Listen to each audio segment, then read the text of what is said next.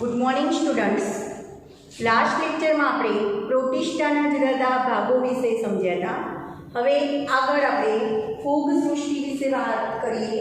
તો ફૂગ, તમને ખ્યાલ છે કે ફૂગ એ ક્યારે અને કઈ જગ્યાએ થાય છે?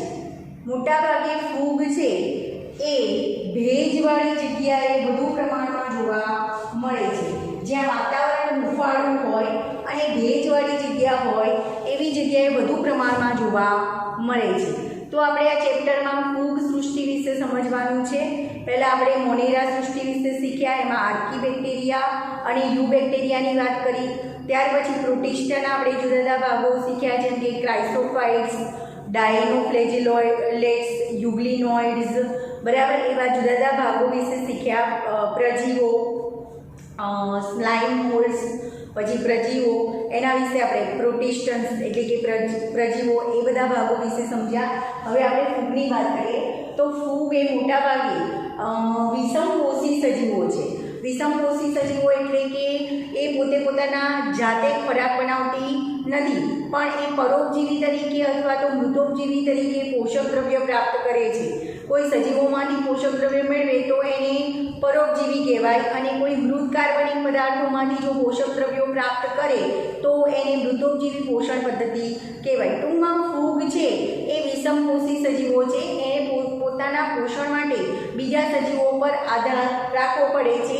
એ સજીવો કાં તો જીવંત હોય કાં તો મૃત હોય, બરાબર. તો ફૂગ એ વિષમપોષી સજીવો છે અને બાહ્યાકાર રચના અને નૈસર્ગિક નિવાસસ્થાનમાં વિવિધતા દર્શાવે છે. બધી ફૂગની રચના થોડીક અલગ અલગ હોય છે અને એની નિવાસસ્થાન પણ અલગ અલગ હોય છે. ફૂગ સર્વત્ર જગ્યાએ જોવા મળે છે. આપણે એના નિવાસસ્થાનનો ટોપિક જોઈએ તો ફૂગ એ સર્વત્ર જગ્યાએ જોવા મળે છે. હવા, પાણી, જમીન, ભેજવાળી જમીન તથા પ્રાણીઓ. કેટલીક ફૂગ એવી છે કે જે પ્રાણીઓ અને વનસ્પતિના શરીર પર પણ વસવાટ કરે છે.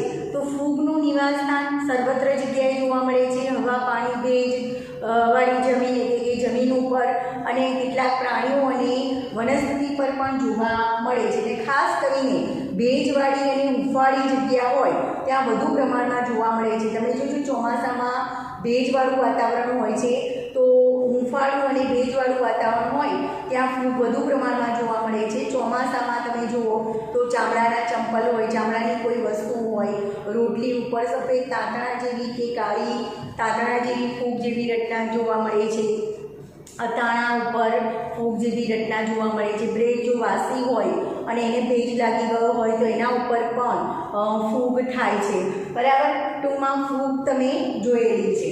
હવે બ્રેડ, તમને ખ્યાલ છે, બ્રેડ ઉપર તમે ઘરમાં લાવેલી બ્રેડ 2-3 દિવસ સુધી પડી રહી હોય તો એના ઉપર થોડો ભેજ લાગી ગયો હોય તો એના ઉપર સફેદ તાંતણા અથવા તો કાળા તાંતણા જેવી રચના જોવા મળે છે, એને બ્રેડ કહેવાય છે. કેટલીક વાર નારંગીમાં પણ સડો થાય છે, એ પણ ફૂગના કારણે થાય છે, બરાબર. ત્યાર પછી આપણે વાત કરીએ નારંગીમાં જે સડો થાય છે એ પણ ફૂગના કારણે થાય છે. ત્યાર પછી મશરૂમ, જે તમે ચોમાસા દરમિયાન જોવા મળે છે, જેને આપણે બિલાડીના ટોપ તરીકે ઓળખીએ છીએ. આ બિલાડીના ટોપની ઘણી વેરાયટી હોય છે. સફેદ રંગના હોય છે, બ્રાઉન રંગના હોય છે, બ્લેક કલરના હોય છે.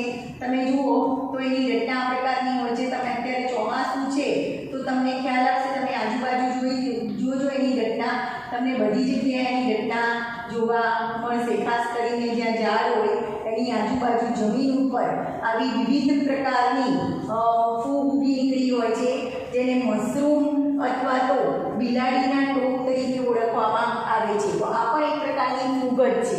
મશરૂમ, જેને આપણે બિલાડીનો ટોપ કહીએ છીએ, એ ચોમાસા દરમિયાન બધી જગ્યાએ ઊગી નીકળે છે એની જાતે, બરાબર. તો એ પણ એક પ્રકારની ફૂગ જ છે, બરાબર. હવે આ ફૂગ જે છે બિલાડીનો ટોપ કે જે મશરૂમ, એ અહીંયા નહીં પણ બહાર બીજે એ મશરૂમનો ખોરાક તરીકે ઉપયોગ કરવામાં આવે છે. મશરૂમની સબ્જી કે મશરૂમનો સૂપ કે એ બધું, એટલે કે ટૂંકમાં ફૂગ છે, મશરૂમ જે છે બિલાડીનો ટોપ, એનો ખોરાક તરીકે પણ ઉપયોગ થાય છે. અને એના માટે હવે લોકો મશરૂમની ખેતી કરતા થયા છે. ખેતી કરવી એટલે એને ખેતરમાં ઉગાડવી નહીં, પણ કોઈક એવી જગ્યા, કોઈક એવી વસ્તુ લાકડાવાળી હોય, એની પર ભેજવાળી જગ્યા હોય અને એની ઉપર આ જે ફૂગના જે બિલાડીનો ટોપ એટલે કે મશરૂમ છે એના બીજાણુ નાખી દેવામાં આવે છે અને એ બીજાણુમાંથી અંકુરણ અને એને થોડોક ટાઈમ પાણીનો છંટકાવ કરવામાં આવે છે એટલે એને ભેજ મળી રહે અને એના લીધે એમાંથી મશરૂમ એટલે કે બિલાડીના ટોપ ઉગે છે જેને કાપી અને પછી એને વેચવામાં આવે છે. ટૂંકમાં અત્યારે એગેરિકસ એટલે કે બિલાડીનો ટોપ મશરૂમની ખેતી પણ કરવામાં આવે છે. બરાબર, તો મશરૂમ બિલાડીનો ટોપ એ પણ એક પ્રકારનું ફૂગ જ છે. હવે ઘણીવાર તમે જુઓ તો રાઈના પર્ણો ઉપર સફેદ રંગના ટપકા જોવા મળે છે. એ પણ પરોપજીવી ફૂગના કારણે જોવા મળે છે. રાઈના પર્ણો ઉપર સફેદ ટપકા જેવી રચના જોવા મળે છે. એ પણ પરોપજીવી ફૂગના કારણે થતો રોગ છે. કેટલીક ફૂગ એકકોષીય હોય છે. દાખલા તરીકે ઈસ્ટ છે એકકોષીય ફૂગ છે. ઈસ્ટની રચના આવી છે. ઈસ્ટ છે એકકોષીય ફૂગ છે અને એમાં કલિકા સર્જન દ્વારા એમાં અલિંગી પ્રજનન થાય છે. ઈસ્ટ એકકોષીય ફૂગ છે. એની ઉપર આવી નાની કલિકા ઉત્પન્ન થાય અને વિકૃતિથી છૂટી પડે એટલે નવી વનસ્પતિ નવી ફૂગનું નિર્માણ થાય છે. અને આ ઈસ્ટનો ઉપયોગ ક્યાં થાય છે? તો ઈસ્ટનો ઉપયોગ બ્રેડની બનાવટમાં અને જવમાંથી દારૂ બનાવવા માટે ઈસ્ટનો ઉપયોગ થાય છે. આ સિવાય ઈસ્ટ છે જે આથવણની વસ્તુ છે, જેમ કે બ્રેડ બનાવવા માટે, પછી આપણે કહી શકીએ કે આથાવાળી વસ્તુ ઇડલી ઢોકળા જેનું ખીરું બનાવવા માટે આ ઈસ્ટનો ઉપયોગ કરવામાં આવે છે. તો ઈસ્ટ એ એકકોષીય ફૂગ છે. એ ઈસ્ટ ફૂગનો ઉપયોગ બ્રેડ બનાવવા માટે, આથવણવાળી વસ્તુ બનાવવા માટે અને જવમાંથી દારૂ બનાવવા માટે ઈસ્ટ જેવી ફૂગનો એકકોષીય ફૂગનો ઉપયોગ કરવામાં આવે છે. કેટલીક ફૂગ એવી છે જે વનસ્પતિ અને પ્રાણીઓમાં રોગ ઉત્પન્ન કરે છે. ફોર એક્ઝામ્પલ તમને આપ્યું છે પક્સિનિયા એક રોગનું નામ છે, પક્સિનિયા એક ફૂગનું નામ છે અને આ પક્સિનિયા ફૂગ એ ગૌમાં ઘેરું નામનો રોગ ઉત્પન્ન કરે છે. તો તમને અહીંયા એમસીક્યુમાં પૂછી શકાય કે પક્સિનિયા ફૂગના કારણે કયો રોગ થાય છે? તો ગૌમાં ઘેરું નામનો રોગ થાય છે એ પક્સિનિયા ફૂગના કારણે થાય છે. અથવા ઉલટું પૂછી શકાય કે ગૌમાં ઘેરું રોગ કઈ ફૂગના કારણે થાય છે? તો પક્સિનિયા ફૂગના કારણે ગૌમાં ઘેરું રોગ થાય છે. કેટલીક ફૂગ એવી છે જે વનસ્પતિ અને પ્રાણીઓમાં રોગ ઉત્પન્ન કરે છે. એની આપણે વાત કરી કે પક્સિનિયા નામની ફૂગ છે એ ગૌમાં ઘેરું નામનો રોગ ઉત્પન્ન કરે છે. પણ કેટલીક ફૂગ એવી છે જે પ્રતિજૈવિક દ્રવ્ય તરીકે ઉપયોગી છે, એટલે કે એન્ટીબાયોટિક્સ તરીકે ઉપયોગી છે. અને તમને ખ્યાલ છે પેનિસિલિયમ ફૂગમાંથી પેનિસિલિન નામની એન્ટીબાયોટિક્સ દવા બનાવવામાં આવે છે. તો સૌપ્રથમ જે એન્ટીબાયોટિક્સ દવા શોધાઈ એનું નામ છે પેનિસિલિન અને એલેક્ઝાન્ડર ફ્લેમિંગ નામના વૈજ્ઞાનિકે આ પેનિસિલિનની શોધ કરી હતી અને આ પેનિસિલિન એન્ટીબાયોટિક્સ એ પેનિસિલિયમ ફૂગમાંથી મેળવવામાં આવી હતી. તો કેટલીક ફૂગ છે એ પ્રતિજૈવિક દ્રવ્ય એટલે કે એન્ટીબાયોટિક્સ તરીકે ઉપયોગી છે. દાખલા તરીકે પેનિસિલિયમ ફૂગમાંથી મેળવવામાં આવતી એન્ટીબાયોટિક એ પેનિસિલિન છે, જેની શોધ સૌપ્રથમ એલેક્ઝાન્ડર ફ્લેમિંગ નામના વૈજ્ઞાનિકે કરી હતી. આગળ આપણે નિવાસની વાત કરી લીધી. હવે વાત કરીએ ઈસ્ટ. તો ઈસ્ટ એકકોષી છે અને બાકીની બધી જે ફૂગ છે એ તંતુમય હોય છે. તંતુમય એટલે પાતળા તંતુઓ જેવી રચના હોય છે, જે તમે નરી આંખે જોઈ શકો છો. બહારથી તમે જુઓ તો આવા તંતુઓ જેવી રચના દેખાશે. તો જે ફૂગનો દેહ છે એ લાંબો પાતળો સૂતરના તંતુ જેવો, સૂતરના તંતુ એટલે સૂતરનો તંતુ પાતળો હોય છે, દોરી જેવો એકદમ પાતળો, દોરીથી પણ પતલો. બરાબર, તો જે ફૂગ છે એ ફૂગનો દેહ લાંબો પાતળો સૂતરના તંતુ જેવી રચના ધરાવે છે, જેને કવક સૂત્ર અથવા કવક તંતુ કહેવાય છે. જેમ કે આ જે રચના છે, આવા ઘણા બધા કવક તંતુ છે. એ કવક તંતુ ભેગા મળી અને જે રચના કરે એને કવક જાળ તરીકે ઓળખવામાં આવે છે. અને આ એક તંતુ જેવી રચના છે જેને કવક તંતુ તરીકે ઓળખવામાં આવે છે. જેમ કે આ કવક તંતુ કહેવાશે, બરાબર, કવક તંતુ અથવા કવક સૂત્ર કહેવાશે. અને કવક તંતુઓ ભેગા મળી અને જે જાળા જેવી રચના કરે છે એને કવક જાળ તરીકે ઓળખવામાં આવે છે. તો ફૂગનું દેહ બંધારણ કવક જાળ સ્વરૂપે હોય છે, જે પાતળા તંતુઓથી બનેલું હોય છે. એને કવક સૂત્ર કે કવક તંતુ તરીકે ઓળખવામાં આવે છે. ઘણીવાર કવક તંતુ એકકોષીય હોય છે, એટલે આ રીતની રચના. એમાં ક્યાંય આડા પડદા જેવી રચના અને ઘણીવાર કવકતંતુની અંદર આડી અથવા ત્રાંસા પડદા હોય છે, તો એના કારણે કવકતંતુ એ કોષોમાં વિભાજિત થઈ જાય છે અને બહુકોષી બને છે. તે કેટલીક ફૂગ એવી હશે કે જેમાં કવકતંતુમાં વચ્ચે આડા પડદા જેવી રચના હશે નહીં, અને કેટલીક કવકજાળ એવી હશે કે કેટલીક ફૂગમાં કવકજાળ એવી હશે કે જેમાં કવકતંતુમાં આડા પડદા કે ત્રાંસા પડદા આવેલા હોય છે, જેના કારણે બહુકોષમાં વિભાજિત થાય છે. ઘણીવાર કવકતંતુમાં ઘણા બધા કોષ કેન્દ્રો હોય છે, તો એને બહુકોષ કેન્દ્રીય કવકજાળ તરીકે ઓળખવામાં આવે છે, અને એવા કવકસૂત્રને બહુકોષ કેન્દ્રીય કવકસૂત્ર કહેવાય છે. જો કોષ કેન્દ્રની સંખ્યા વધારે હોય કવકસૂત્રમાં, તો એને બહુકોષ કેન્દ્રીય કવકસૂત્ર તરીકે ઓળખવામાં આવે છે. આગળ આપણે વાત કરીએ તો ફૂગ. આમ જોવા જઈએ તો પહેલા બધા વૈજ્ઞાનિકોએ ફૂગને વનસ્પતિ સૃષ્ટિમાં મૂકી હતી.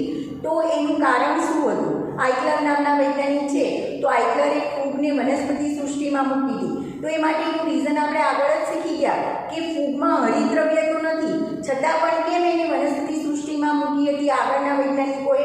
એનું રીઝન એ હતું કે એમાં કોષ દિવાલ હાજર હોય છે, અને વનસ્પતિમાં કોષ દિવાલ હાજર હોય છે એટલે ફૂગમાં કોષ દિવાલ જોવા મળે છે, એટલે ફૂગને પહેલા બધા વૈજ્ઞાનિકોએ વનસ્પતિ સૃષ્ટિમાં મૂકી હતી, બાકી એ હરિતદ્રવ્ય ધરાવતી નથી. તો જે ફૂગ છે એ ફૂગમાં કોષ દિવાલ હાજર છે, એ કોષ દિવાલ સેલ્યુલોઝની બનેલી હોતી નથી. ફૂગની કોષ દિવાલ કાઇટિનની બનેલી હોય છે, અને કાઇટિન અને પોલિસેકેરાઇડ્સથી સંગઠિત, એટલે કે કાઇટિન મિશ્રિત પોલિસેકેરાઇડ્સથી બનેલી હોય છે, જેને ફંગસ સેલ્યુલોઝ કહેવામાં આવે છે.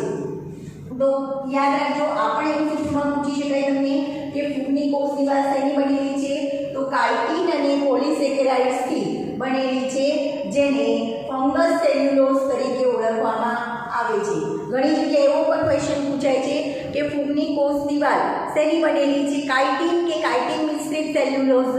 તો કાઇટિન જવાબ પણ સાચો આવે, અને જો કાઇટિન મિશ્રિત સેલ્યુલોઝ લખેલું હોય તો પણ એ જવાબ સાચો આવશે. બરાબર? તો ફૂગના આટલા મુદ્દા યાદ રાખજો. સૌ પહેલા એનું નિવાસસ્થાન યાદ રાખજો. ફૂગ સર્વત્ર જોવા મળે છે, હવા, પાણી, જમીનમાં, ખાસ કરીને હુંફાળી અને ભેજવાળી જગ્યા ઉપર. કેટલીક ફૂગ પ્રાણીઓ અને વનસ્પતિ પર પરોપજીવી તરીકે વસવાટ કરે છે. બરાબર?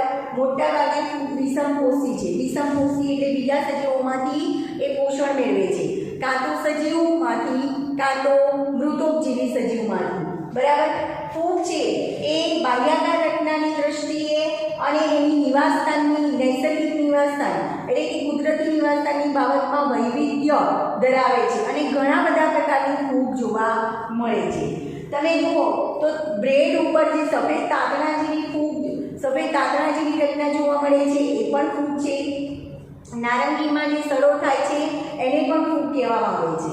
તમે ચોમાસા દરમિયાન જોશો તો આજુબાજુ ભીની ભેજવાળી જમીન છે, વૃક્ષોના થડની આજુબાજુ બિલાડીનો ટોપ ઉગેલો જોવા મળે છે, જેને મશરૂમ કહેવાય છે, અને એ પણ એક પ્રકારની ફૂગ છે. આ મશરૂમની પણ ઘણી બધી વેરાયટી છે, અને મશરૂમ એટલે કે બિલાડીનો ટોપ એનો ખોરાક તરીકે ઉપયોગ કરવામાં આવે છે, અને અત્યારે હાલ મશરૂમની ખેતી પણ કરવામાં આવે છે.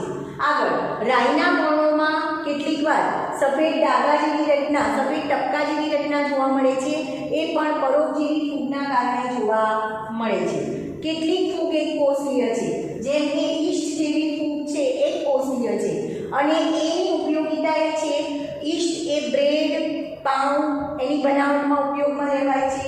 જવમાંથી દારૂ બનાવવા માટે એનો ઉપયોગ કરવામાં આવે છે, અને આંઠવણવાળી વસ્તુ જેમ કે ઇડલી, ઢોસા એ બધાનું ખીરું બનાવવા માટે ઈસ્ટનો બેકરીમાં ઉપયોગ કરવામાં આવે છે.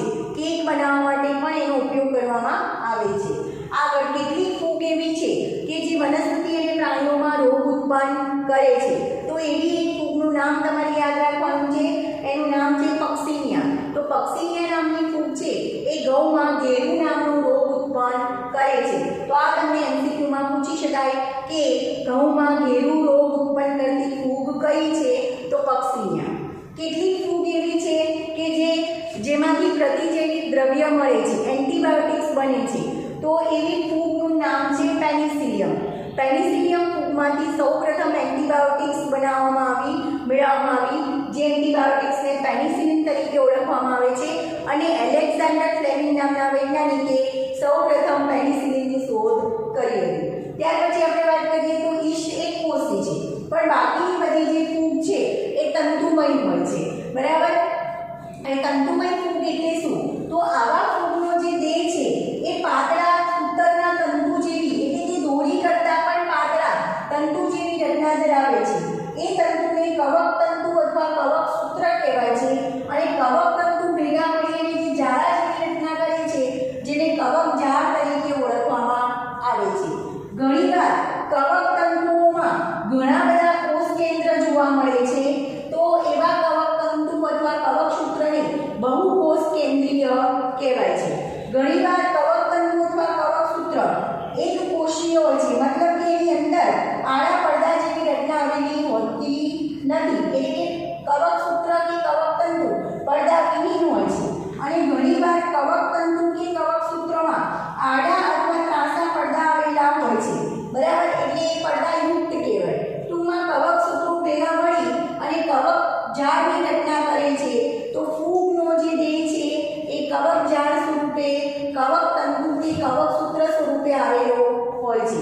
આગળ આપણે વાત કરીએ તો ફૂગની કોષ દિવાલ, ફૂગમાં કોષ દિવાલ હાજર છે અને ફૂગની કોષ દિવાલ કાઇટિનની બનેલી છે અથવા ઘણીવાર ફૂગમાં કાઇટિનની સાથે પોલિસેકેરાઇડ દ્રવ્ય પણ સંગઠિત થયેલું હોય છે જેને ફંગસ સેલ્યુલોઝ તરીકે ઓળખવામાં આવે છે.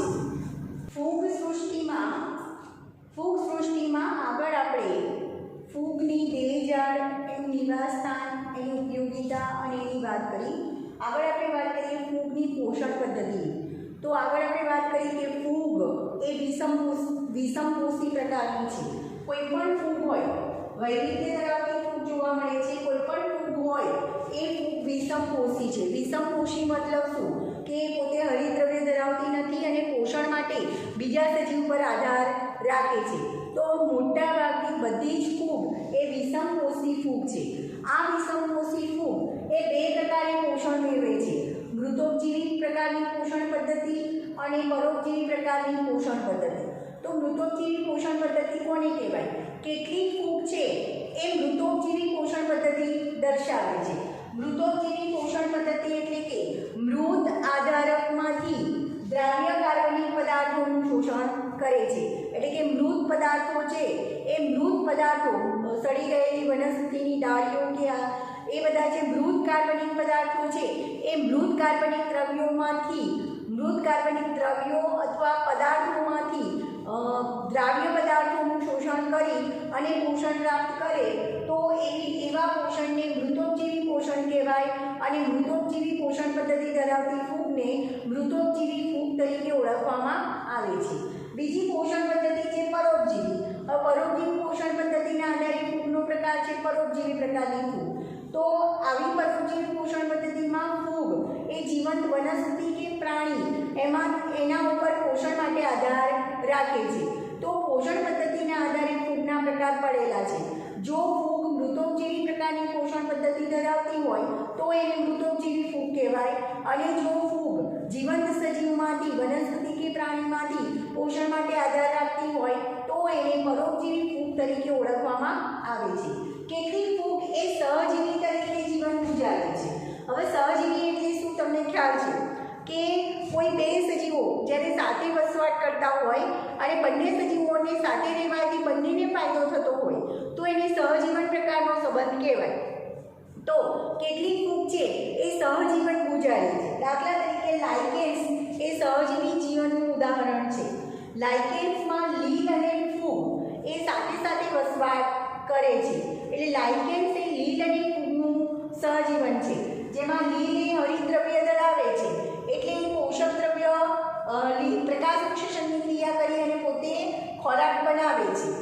ફૂગ છે એ જમીનમાંથી પાણી અને ખનિજ ક્ષારોનું કવક તંતુ દ્વારા શોષણ કરે છે અને ફૂગને લીલને આપે છે, બરાબર. તો લીલને ફૂગના કારણે શું ફાયદો થયો? જમીનમાંથી પાણી, ફોસ્ફરસ જેવા દ્રવ્યો પ્રાપ્ત થાય છે, બરાબર. એટલે લીલને ફાયદો થાય છે. અને ફૂગને શું ફાયદો થાય છે? તો લીલ જે ખોરાક બનાવે છે એ ખોરાક મળે છે, બરાબર. તો બંને લીલ અને ફૂગના સહજીવનને લાઇકેન્સ તરીકે ઓળખવામાં આવે છે. તો કેટલીક ફૂગ સહજીવન ગુજારે છે, બીજી કેટલીક ફૂગ પણ સહજીવન ગુજારે છે. કેટલીક ફૂગ છે એ ઉચ્ચ કક્ષાની વનસ્પતિના મૂળ સાથે સહજીવન ગુજારે છે, જેને માઇકોરાઇઝા અથવા કવક મૂળ તરીકે ઓળખવામાં આવે છે, જેમાં ફૂગને વનસ્પતિના મૂળમાં વસવાટ માટે જગ્યા મળે છે, જ્યારે ફૂગના કવક તંતુ દ્વારા જે જમીનમાંથી ફોસ્ફરસ કે ખનિજ તત્વોનું શોષણ થાય છે એ વનસ્પતિને પ્રાપ્ત થાય છે. ટૂંકમાં બંનેને ફાયદો થાય છે, બરાબર. તો તમારે આટલું યાદ રાખવાનું છે કે કેટલીક ફૂગ સહજીવી તરીકે વસવાટ કરે છે, જીવન ગુજારે છે, જેમ કે લીલ અને ફૂગના સહજીવનને લાઇકેન કહેવાય અને લાઇકેન્સ કહેવાય છે. અને ઉચ્ચ કક્ષાની વનસ્પતિના મૂળમાં જો ફૂગ સહજીવન ગુજારે તો એ બંનેના સહજીવનને માઇકોરાઇઝા અથવા કવક મૂળ તરીકે ઓળખવામાં આવે છે. ત્યાર પછી આપણે વાત કરીએ એના પ્રજનન પદ્ધતિની. તો ફૂગમાં 3 પ્રકારની પ્રજનન પદ્ધતિ જોવા મળે છે. પહેલા આપણે વાત કરીએ વાનસ્પતિક પ્રજનન પદ્ધતિ. વાનસ્પતિક પ્રજનન એટલે કે અવખંડન પદ્ધતિ. વાનસ્પતિક પ્રજનન 3 પ્રકારે થાય છે. કેટલીક ફૂગમાં અવખંડન દ્વારા, કેટલીક ફૂગમાં ભાજન દ્વારા અને કેટલીક ફૂગમાં કલિકા સર્જન દ્વારા. હવે હું તમને સમજાવું અવખંડન પદ્ધતિ એટલે શું. અવખંડન પદ્ધતિ એટલે કે દાખલા તરીકે આ ફૂગનું કવક તંતુ છે અને કોઈ કારણસર આ ફૂગના કવક તંતુના 2 ટુકડા થાય છે, ખંડિત થાય છે, ખંડન થાય છે અને જેટલા ટુકડા બનશે એટલા ટુકડામાંથી નવી ફૂગનું નિર્માણ થાય છે. તો એને અવખંડન પદ્ધતિ કહેવાય. તો કેટલીક ફૂગમાં અવખંડન પ્રકારે અલિંગી પ્રજનન થાય છે, કેટલીક ફૂગમાં ભાજન એટલે કે સંભાજનની ક્રિયા દ્વારા અલિંગી પ્રજનન થાય છે અને ઈષ્ટ જેવી ફૂગ છે એમાં કલિકા સર્જન દ્વારા અલિંગી પ્રજનન થાય છે. એટલે કે ઈષ્ટ એકકોષી ફૂગમાં આવી નાની કલિકાઓ ઉત્પન્ન થાય છે અને એ કલિકાઓ વિકૃતિથી છૂટી પડી અને નવી વનસ્પતિ કે નવા ફૂગનું નિર્માણ કરે છે. તો તમારે તો યાદ રાખવાનું છે કે ફૂગમાં વાનસ્પતિક પ્રજનન અવખંડન, ભાજન અને કલિકા સર્જન દ્વારા થાય છે.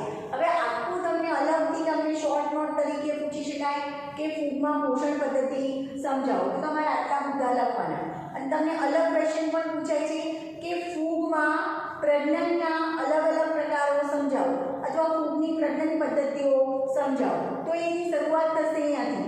ફૂગમાં 3 પ્રકારે પ્રજનન જોવા મળે છે: વાનસ્પતિક પ્રજનન, અલિંગી પ્રજનન અને લિંગી પ્રજનન. તો ફૂગમાં વાનસ્પતિક પ્રજનન 3 પ્રકારે થઈ શકે. કાં તો અવખંડનથી થાય, તો ફૂગનો કવક તંતુ તૂટી અને જેટલા ટુકડા થશે એટલા ટુકડામાંથી નવા ફૂગનું નિર્માણ થશે. કેટલીક ફૂગમાં ભાજન એટલે કે સંભાજન દ્વારા વાનસ્પતિક પ્રજનન થાય છે અને કેટલીક ફૂગ દાખલા તરીકે ઈષ્ટ જેમાં કલિકા સર્જન દ્વારા નવી ફૂગનું નિર્માણ થાય છે. ત્યાર પછી આપણે વાત કરીએ અલિંગી પ્રજનનની. તો અલિંગી પ્રજનન ફૂગમાં એક કણી બીજાણુ કે ચલ બીજાણુ દ્વારા થાય છે. કણી બીજાણુ કોને કહેવાય? જો બીજાણુ અચલ હોય એટલે કે કસા જેવી રચના ધરાવતા ન હોય એવા બીજાણુને અચલ બીજાણુ અથવા તો કણી બીજાણુ તરીકે ઓળખવામાં આવે છે.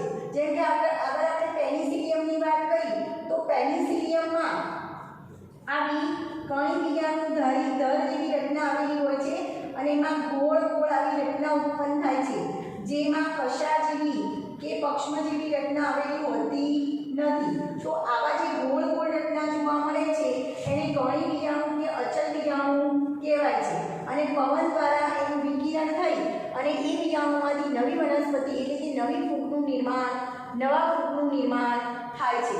તો કેટલીક ફૂગમાં કણી બીજાણુ અથવા અચલ બીજાણુ દ્વારા અલિંગી પ્રજનન થાય છે, જ્યારે કેટલીક ફૂગમાં ચલ બીજાણુ દ્વારા અલિંગી પ્રજનન થાય છે. ચલ બીજાણુ એટલે કે બીજાણુમાં અંદર કસા જેવી રચના આવેલી હોય અને કસા જેવી રચનાના કારણે એને ચલ બીજાણુ કહેવાય છે. તો કેટલીક ફૂગમાં ચલ બીજાણુ દ્વારા અલિંગી પ્રજનન થાય છે અને કેટલીક ફૂગમાં અચલ બીજાણુ દ્વારા અલિંગી પ્રજનન થાય છે. બીજાણુ એ અલિંગી પ્રજનન કોષ છે. બીજાણુમાંથી સીધા નવા ફૂગનું એનું અંકુરણ થઈ, જેમ બીજનું અંકુરણ થઈને નવો છોડ બને એમ આ જે અચલ બીજાણુ હોય અથવા કણી બીજાણુ હોય કાં તો ચલ બીજાણુ હોય તો એનું અંકુરણ થઈ એમાંથી સીધી નવી ફૂગનું નિર્માણ થાય છે. ત્યાર પછી આપણે વાત કરીએ લિંગી પ્રજનનની. તો ફૂગમાં લિંગી પ્રજનન કઈ રીતે થાય છે? ફૂગમાં લિંગી પ્રજનન કાં તો અંડબીજાણુ દ્વારા થાય છે, કાં તો ધાની બીજાણુઓ દ્વારા થાય, અથવા તો પ્રકર્ણી બીજાણુ દ્વારા થાય છે. એટલે ફૂગના લિંગી પ્રજનન કોષોના આવા નામ આપેલા છે જે તમારે યાદ રાખવાના છે. કાં તો એને અંડબીજાણુ કહેવાય, કાં તો એને ધાની બીજાણુ કહેવાય, કાં તો એને પ્રકર્ણી બીજાણુ તરીકે ઓળખવામાં આવે છે અને એના દ્વારા લિંગી પ્રજનન થાય છે. તો આ બધા એમસીક્યુમાં તમને પૂછી શકાય કે ફૂગમાં લિંગી પ્રજનન શેના દ્વારા થાય છે? તો અલિંગી એટલે કે કણી બીજાણુ કે ચલ બીજાણુ દ્વારા.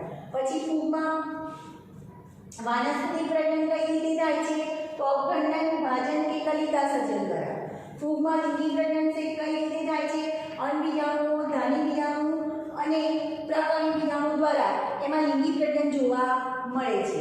કેટલીક વાર લિંગી પ્રજનનમાં ફૂગમાં ફળકાય નામની એક વિશિષ્ટ રચના ઉત્પન્ન થાય છે અને એમાં લિંગી બીજાણુ ઉત્પન્ન થાય છે. બરાબર. હવે લિંગી પ્રજનન કઈ રીતે થાય છે? તો એના 3 સ્ટેપ આપેલા છે. જેમ મોટા ઉચ્ચ કક્ષાના પ્રાણીઓ અને વનસ્પતિમાં લિંગી પ્રજનન કઈ રીતે થાય કે નર પ્રજનન કોષ અને માદા પ્રજનન કોષ બંનેનું ફલન થાય. જે એકકીય હોય છે બંનેનું ફલન થાય, ફલિતાન બને અને ફલિતાનમાં વિભાજન થઈ અને એમાંથી નવા સજીવની રચના થાય છે. તો એમ ફૂગમાં લિંગી પ્રજનન કઈ રીતે થાય છે? તો ફૂગમાં લિંગી પ્રજનનના 3 તબક્કા આપેલા છે. પહેલું તો જીવરસ સંયુગ્મન થાય છે. તો જે બે ચલિત કે અચલિત બીજાણુ હશે, બરાબર, અચલિત બીજાણુ, ચલિત એટલે કસા જેવી રચના હોય લિંગી બીજાણુમાં, બરાબર, કે અચલિત એટલે કસા જેવી રચના હોય નહીં. તો બે ચલિત કે અચલિત બીજાણુ જેના દ્વારા લિંગી પ્રજનન થવાનું છે એ બે ચલિત કે અચલિત બીજાણુઓ એનો જીવરસ એની વચ્ચે જોડાણ થાય છે. સંયુગ્મન એટલે જોડાણ થવું, બરાબર. તો બે ચલ બીજાણુ કે અચલ બીજાણુ એનો જીવરસનું જોડાણ થાય છે એને જીવરસ સંયુગ્મન કહેવાય છે. તો સૌ પહેલું સ્ટેપ આવશે કે ચલ બીજાણુ કે અચલ બીજાણુ, બે ચલ બીજાણુ કે બે અચલ બીજાણુ એનો જીવરસ જોડાય છે જેને જીવરસ સંયુગ્મન કહેવાય છે. ત્યાર પછી બીજું સ્ટેપ શું આવશે? તો એ ચલ બીજાણુ કે અચલ બીજાણુનું જે કોષ કેન્દ્ર હશે એ બે ચલ બીજાણુ અથવા તો બે અચલ બીજાણુના પહેલા જીવરસ જોડાય, ત્યાર પછી એના બંનેના કોષ કેન્દ્ર જોડાશે તો એને કોષ કેન્દ્ર સંયુગ્મન કહેવાય. બે કોષ કેન્દ્રનું જોડાણ થાય તો એને કોષ કેન્દ્ર સંયુગ્મન કહેવાય છે. તો પહેલું સ્ટેપ થશે બે ચલ કે અચલ બીજાણુનું જીવરસ જોડાવું તો એને જીવરસ સંયુગ્મન કહેવાય. ત્યાર પછીનું બીજું સ્ટેપ છે બે ચલ બીજાણુ કે અચલ બીજાણુનું કોષ કેન્દ્ર જોડાય છે જેને કોષ કેન્દ્ર સંયુગ્મન કહેવાય છે. અને કોષ કેન્દ્રનું સંયુગ્મન થશે પછી જે રચના બને એ રચનાને ફલિતાન તરીકે ઓળખવામાં આવે છે. અને ત્યાર પછી આ ફલિતાનમાં અર્ધીકરણ પ્રકારનું વિભાજન થશે અને અર્ધીકરણ પ્રકારના વિભાજનના અંતે એમાં એકકીય બીજાણુઓ ઉત્પન્ન થાય છે અને આ એકકીય બીજાણુઓમાંથી પછી નવી ફૂગનું નિર્માણ થાય છે. તો આ તમને લિંગી પ્રજનનના તબક્કા આપેલા છે. કેટલીક ફૂગમાં લિંગી પ્રજનન માટે બે હરીફ એકકીય કવકસૂત્રો એકબીજાની પાસે ગોઠવાય છે. એકકીય કવકસૂત્રો એકબીજાની નજીક ગોઠવાય છે અને બે એકકીય કોષોનું જોડાણ થઈ અને દ્વિકીય કોષમાં પરિણમે છે. બે એકકીય કોષો જોડાય, આ એકકીય એન હોય, આ બીજો એકકીય એન કવકસૂત્ર હોય અથવા કવકતંતુ હોય એ જોડાય અને દ્વિકીય કોષની રચના કરે છે. દાખલા તરીકે તમને આપેલું છે આસ્કોમાઇસેટિસ અને બેસિલોમાઇસેટિસ વર્ગની જે ફૂગ છે એ ફૂગમાં મધ્યવર્તી દ્વિકોષ કેન્દ્રીય અવસ્થા બને છે. એટલે કે N+N દરેક કોષમાં બે કોષ કેન્દ્ર આવેલા હોય છે, જોડાય છે. આસ્કોમાઇસેટિસ અને બેસિલોમાઇસેટિસ વર્ગની ફૂગમાં મધ્યવર્તી દ્વિકોષ કેન્દ્રીય અવસ્થા બને છે. એટલે N+N એટલે દરેક કોષમાં બે કોષ કેન્દ્ર આવેલા હોય છે જેને દ્વિકોષ કેન્દ્રીય તંતુ તરીકે ઓળખવામાં આવે છે. પિતૃકોષ કેન્દ્રીય જોડાય છે. પહેલા દ્વિકોષ કેન્દ્રીય જે બે કોષ કેન્દ્રો આવેલા હોય છે દરેક કવકતંતુમાં એને દ્વિકોષ કેન્દ્રીય કોષ અવસ્થા કહેવાય છે અને એ જોડાયા પછી એને પિતૃકોષ કેન્દ્રીય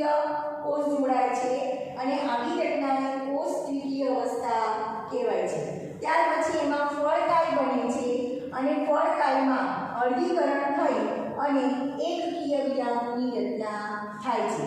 એકકીય વિજાણુ ઉત્પન્ન થાય છે અને ત્યાર પછી એકકીય વિજાણુમાંથી નવી ફૂગની રચના થાય છે. તો લિંગી પ્રજનન કઈ રીતે થાય છે એ તમને સ્ટેપ આપેલા છે. ફરી એકવાર અહીંયા ધ્યાન રાખજો. ફૂગ છે એની પોષણ પદ્ધતિની વાત કરીએ તો મોટાભાગની ફૂગ વિષમપોષી છે, એટલે કે પોષણ માટે બીજા શરીર પર આધાર રાખે છે. જો ફૂગ એ મૃત આધારક દ્રવ્યોમાંથી પોષણ મેળવે તો એને મૃતોપજીવી ફૂગ કહેવાય. જો ફૂગ જીવંત વનસ્પતિ કે પ્રાણીઓમાંથી પોષણ પ્રાપ્ત કરે તો એને પરોપજીવી ફૂગ કહેવાય. કેટલીક ફૂગ સહજીવી તરીકે જીવન ગુજારે છે, જેમ કે લાઇકેન્સ એ લીલ અને ફૂગનું સહજીવન છે અને બંનેને સાથે રહેવાથી ફાયદો થાય છે. લીલ એ પ્રકાશ સંશ્લેષણની ક્રિયા માટે ફૂગ દ્વારા જમીનમાંથી ખનિજ દ્રવ્ય અને પાણી મેળવે છે અને ફૂગને લીલ જે પ્રકાશ સંશ્લેષણની ક્રિયા કરી ખોરાક બનાવે છે એ ખોરાક પ્રાપ્ત થાય છે, તો બંનેને ફાયદો થાય છે. એ જ રીતે બીજા પ્રકારનું સહજીવન છે એને માઇકોરાઇઝા અથવા કવક મૂળ કહેવાય. વનસ્પતિ ઉચ્ચ કક્ષાની વનસ્પતિ છે એના મૂળમાં જો ફૂગ સહજીવન ગુજારે તો એને માઇકોરાઇઝા તરીકે ઓળખવામાં આવે છે અથવા એને કવક મૂળ કહેવાય છે. તેમાંથી બંનેને લાભ થાય છે.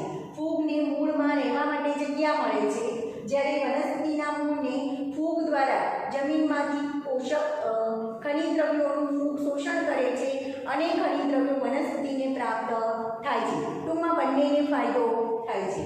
આગળ પ્રજનનની વાત કરીએ તો ફૂગમાં 3 પ્રકારે પ્રજનન થાય છે. બરાબર. કયા 3 પ્રકારનું પ્રજનન છે? તો પહેલું પ્રજનન છે વાનસ્પતિક પ્રજનન. તો અહીંયા તમને પોષણ પદ્ધતિ અલગ રીતે શોર્ટ નોટમાં પૂછાય અને પ્રજનનનો ક્વેશ્ચન પણ અલગ રીતે પૂછાય કે ફૂગમાં પ્રજનનની પદ્ધતિઓ સમજાવો. તો ફૂગમાં 3 પ્રકારે પ્રજનન થાય છે: વાનસ્પતિક પ્રજનન, અલિંગી પ્રજનન અને લિંગી પ્રજનન. પહેલા આપણે વાત કરીએ વાનસ્પતિક પ્રજનનની. ફૂગમાં વાનસ્પતિક પ્રજનન 3 પ્રકારે થાય છે: કાં તો અવખંડન દ્વારા થાય, કાં તો ભાજન દ્વારા થાય, કાં તો કલિકા સર્જન દ્વારા થાય. અવખંડન પદ્ધતિ એટલે ફૂગનો કવક તંતુ કોઈ કારણસર ટુકડામાં વિભાજિત થાય છે અને જેટલા ટુકડા બનશે એટલામાંથી નવા ફૂગની રચના થશે. ભાજન એટલે વિભાજન. સંવિભાજન પ્રકારે કેટલીક ફૂગમાં નવી ફૂગનું નિર્માણ થાય છે, વાનસ્પતિક પ્રજનન થાય છે અને ઈસ્ટ જેવી ફૂગમાં કલિકા સર્જન દ્વારા નવી ફૂગનું નિર્માણ થાય છે. એટલે કે ઈસ્ટમાં આવી નાની નાની કલિકાઓ ઉત્પન્ન થાય છે જે પિતૃદેહથી છૂટી પડી નવા ફૂગનું નિર્માણ કરે છે. ત્યાર પછી આપણે વાત કરીએ અલિંગી પ્રજનનની. અલિંગી પ્રજનન માટે ફૂગમાં કણી બીજાણુ અથવા અચલ બીજાણુ, કણી બીજાણુને અચલ બીજાણુ તરીકે ઓળખવામાં આવે છે, જેમાં કશા જેવી રચના આવેલી હોતી નથી, અથવા તો ચલ બીજાણુ દ્વારા અલિંગી પ્રજનન થાય છે. જેમ કે આપણે વાત કરીએ તો પેનિસિલિયમ આવી કણી બીજાણુ જેવી બીજાણુ ગોળ કે લંબગોળ આકારના હોય છે. પેનિસિલિયમ આવા કણી બીજાણુ કે અચલ બીજાણુ ધરાવે છે, એમાં ઉત્પન્ન થાય અને એ પવન દ્વારા વિકિરણ પામે છે અને એનું અંકુરણ થઈ એમાંથી નવી વનસ્પતિનું નિર્માણ થાય છે. ચલ બીજાણુમાં આવી કશા જેવી રચના આવેલી હોય છે અને એનું અંકુરણ થઈ એમાંથી નવી વનસ્પતિનું નિર્માણ એટલે કે નવા ફૂગનું નિર્માણ થાય છે. એટલે કેટલીક ફૂગ એવી હશે જેમાં કણી બીજાણુ દ્વારા અલિંગી પ્રજનન થશે અને કેટલીક ફૂગ એવી હશે જેમાં ચલ બીજાણુ દ્વારા અલિંગી પ્રજનન થશે. ત્યાર પછી આપણે વાત કરીએ લિંગી પ્રજનનની. તો ફૂગમાં લિંગી પ્રજનન કાં તો અંડ બીજાણુ દ્વારા, કાં તો ધાની બીજાણુ દ્વારા, કાં તો પ્રકણી બીજાણુ દ્વારા થાય છે. હવે આ અંડ બીજાણુ, ધાની બીજાણુ કે પ્રકણી બીજાણુની કોઈ વ્યાખ્યા નથી, એની ખાલી નામ આપેલા છે જે તમારે યાદ રાખવાના છે. અંડ બીજાણુ, ધાની બીજાણુ કે પ્રકણી બીજાણુ દ્વારા ફૂગમાં લિંગી પ્રજનન જોવા મળે છે. લિંગી પ્રજનનમાં એક ફળકાય નામની વિશિષ્ટ રચના ઉત્પન્ન થાય છે, જેમાં એકકીય બીજાણુ ઉત્પન્ન થાય છે અને એ બીજાણુઓ દ્વારા લિંગી પ્રજનનની ક્રિયા થાય છે. હવે ફૂગમાં લિંગી પ્રજનનની ક્રિયા કઈ રીતે થાય છે? તો ફૂગમાં લિંગી પ્રજનનના 3 તબક્કા આપેલા છે. બરાબર. પહેલો તબક્કો છે જીવરસ સંયુગ્મન. જીવરસ સંયુગ્મન એટલે જીવરસનું જોડાવું, સંયુગ્મન એટલે જોડાવું. તો જીવરસ સંયુગ્મન એટલે શું? તો જ્યારે બે ચલિત અથવા તો અચલિત જે બીજાણુ હોય, અંડ બીજાણુ કે ધાની બીજાણુ કે પ્રકરણી બીજાણુ, એ ચલિત કે અચલિત હોઈ શકે. તો બે ચલિત કે અચલિત બીજાણુઓ એટલે કે જન્યુઓ જે જન્યુકોષ છે, બે ચલિત કે અચલિત જે જન્યુ છે એની વચ્ચે લિંગી પ્રજનન કોષને જન્યુ કહેવાય છે, બરાબર. તો બે ચલિત કે અચલિત, અહીંયા તમને શબ્દ આપેલો છે, બીજાણુ શબ્દ આપેલા છે. તો લિંગી પ્રજનનમાં અંડીયાણુ, ધાનીડિયાણુ કે પ્રકરણીડિયાણુ દ્વારા લિંગી પ્રજનન થાય છે. ફળકાઈ નામની વિશિષ્ટ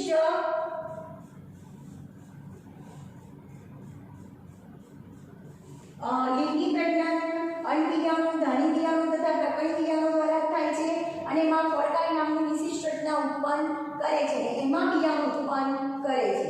લિંગી પ્રજનન 3 તબક્કામાં થાય છે. પહેલો તબક્કો છે જીવરસ સંયુગ્મન, જેમાં બે ચલિત કે અચલિત જન્યુઓ એની વચ્ચે જીવરસનું જોડાણ થાય છે, જેને જીવરસ સંયુગ્મન કહેવાય, બરાબર. દાખલા તરીકે આ બે જન્યુ હોય તો એ જન્યુઓનો જીવરસ જ્યારે જોડાય છે તો એ જીવરસના જોડાણને જીવરસ સંયુગ્મન તરીકે ઓળખવામાં આવે છે. ત્યાર પછી બીજું સ્ટેપ છે કોષ કેન્દ્ર સંયુગ્મન. કોષ કેન્દ્ર સંયુગ્મન એટલે બે ચલિત કે અચલિત જે જન્યુઓ છે એ બંનેના કોષ કેન્દ્રો જોડાશે તો એને કોષ કેન્દ્ર સંયુગ્મન કહેવાય છે, બરાબર. અને ત્યાર પછી આ બે કોષ કેન્દ્રનું સંયુગ્મન થઈ અને જે રચના બને છે એને ફલિતાંડ તરીકે ઓળખવામાં આવે છે. તો પછી ત્રીજું સ્ટેપ આવશે અર્ધીકરણ. ત્યાર પછી જ્યાં બે કોષ કેન્દ્રનું સંયુગ્મન થઈ અને જે રચના બની છે એને ફલિતાંડ કહેવાય. એ ફલિતાંડમાં અર્ધીકરણ પ્રકારનું વિભાજન થશે અને એમાં એકકીય બીજાણુ ઉત્પન્ન થશે, જેમાંથી નવી ફૂગનું નિર્માણ થાય છે. ઘણીવાર ફૂગમાં લિંગી પ્રજનન માટે બે એકકીય કવકસૂત્રો એકબીજાની પાસે ગોઠવાય છે, નજીક આવીને ગોઠવાય છે અથવા પાસે આવીને ગોઠવાય છે અને બે એકકીય કવકસૂત્રો જોડાય અને દ્વિકીય કોષોમાં પરિણમે છે. એટલે એકકીય કવકતંતુ બે જોડાય અને દ્વિકીય કોષોનું નિર્માણ કરે છે.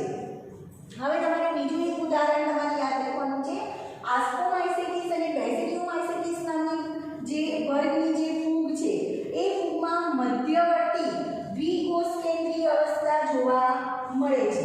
એટલે કે N+N દરેક કોષમાં બે કોષ કેન્દ્રો આવેલા હોય છે અને આવી અવસ્થાને દ્વિકોષ કેન્દ્રીય અવસ્થા કહેવાય છે, બરાબર. અને પિતૃકોષ કેન્દ્રીય કોષો જોડાય છે અને કોષ દ્વિકીય બને છે. અને ત્યાર પછી એમાં ફળકાઈ નામની વિશિષ્ટ રચના બનશે અને એ ફળકાઈમાં અર્ધીકરણના અંતે એકકીય બીજાણુની રચના થશે, જેમાંથી નવી ફૂગની રચના થશે. તો આગળ આપણે વાત કરી ફૂગનું નિવાસસ્થાન, ફૂગનું મહત્વ, ફૂગમાંથી કેટલાક રોગો થાય છે એની વાત કરી, ફૂગની પોષણ પદ્ધતિની વાત કરી. ત્યાર પછી આપણે વાત કરી ફૂગમાં પ્રજનન પદ્ધતિ, અલિંગી, લિંગી અને વાનસ્પતિક પ્રજનન. તો આ બે ટોપિક અગત્યના છે. ફૂગમાં પ્રજનન પદ્ધતિ એ વારંવાર પૂછાતો ક્વેશ્ચન છે, ફૂગમાં પોષણ પદ્ધતિ એ પણ વારંવાર પૂછાતો ક્વેશ્ચન છે અને એમાંથી MCQ તો પૂછાય છે. આગળ નેક્સ્ટ લેક્ચરમાં આવે આ જે ફૂગ છે એ ફૂગની બાહ્યાકાર રચના કેવી છે, તો બાહ્યાકાર રચનાના આધારે, ફૂગની પોષણ પદ્ધતિના આધારે અને ફૂગમાં લિંગી પ્રજનન કયા પ્રકારે થાય છે, કયા પ્રકારે એમાં ફળકાઈ બને છે એના આધારે ફૂગના જુદા જુદા પ્રકાર પાડેલા છે, જુદા જુદા જૂથ અથવા વર્ગ પાડેલા છે, એના વિશે સમજીશું.